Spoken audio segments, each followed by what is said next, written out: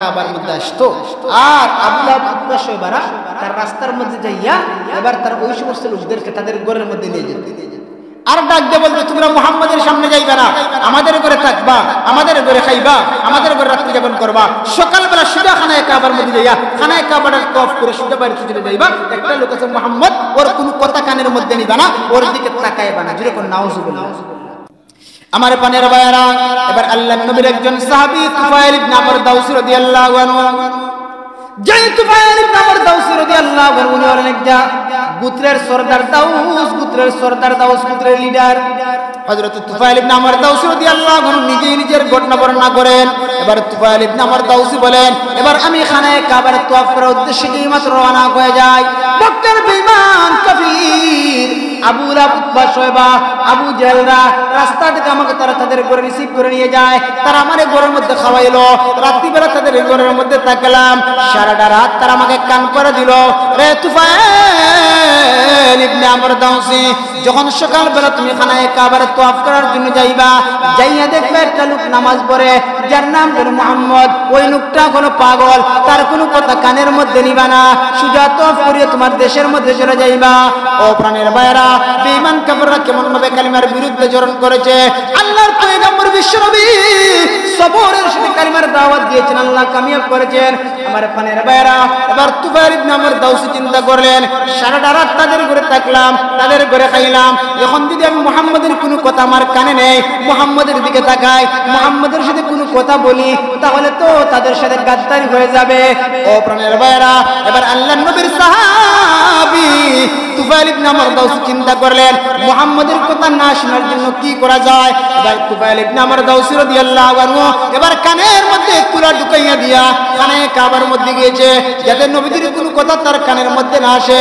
যেই মাত্র খানায় কাবার মধ্যে গিয়েছে, এবার আল্লাহর পয়গম্বর বিশ্বনবী নামাজ পড়তে আছে, এমন সময় নবীজি সূরা ইয়াসিনের তেলাওয়াত শুরু করলেন।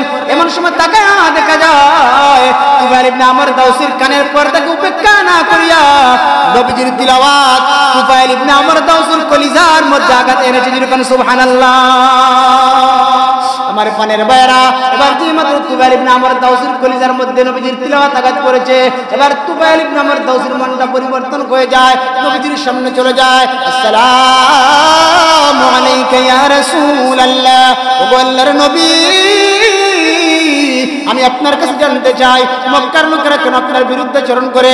ওই যে আপনারা লোকেরা হইয়া আমার সারাটা রাত আমাকে বুঝাইলো, আমাকে আপনার বিরুদ্ধে বুঝাইলো।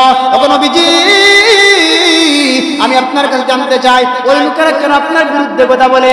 আল্লাহর পয়গম্বর বিশ্বনবী ডাক দেখো, এ তুফাইল ইবনে আমর দাউসী, এই কথার জবাব করে দিব, আগে যদি তুমি আমার সাথে কালিমা পড়ে মুসলমান হয়ে যাও, আল্লাহ তোমাকে আল্লাহর তৈরি জান্নাতের মেহমান বানাইয়া দিবে। আমার পানের ভাইরা, এবার তুফাইল ইবনে আমর দাউসী বলেন, আমি আর লেট করলাম না, কালিমা পড়ে মুসলমান হয়ে গেলাম। ও প্রাণের ভাইরা, এবার তুফাইল ইবনে আমর দাউসী বলে, ইয়া রাসূলুল্লাহ, ইয়া হাবিবাল্লাহ, ও আল্লাহর নবী, তারা যেহেতু আপনার বিরুদ্ধে আচরণ করে, যেহেতু তারা আপনার কালিমার বিরুদ্ধে চলে যায়, আমি যেহেতু কালিমা পড়ে মুসলমান হয়ে গেলাম, ও নবীজি, আমি দাউস গোত্রের একজন সরদার, আমি দাউস গোত্রের বড় একজন লিডার, আমি বড় একজন ব্যবসায়ী, এখন আমি আমার বাড়িতে চলে যাব। ও নবীজি, এই মুহূর্তে আমি আপনার কদম মুবারক থেকে কালিমার মিছিল নিয়ে আমার দাউস গোত্রের মধ্যে চলে যেতে চাই। নবীজি, এখন আমি আপনার কদম মুবারক থেকে কালিমার মিছিল নিয়ে আমার দাউস গোত্রের মধ্যে চলে যেতে চাই।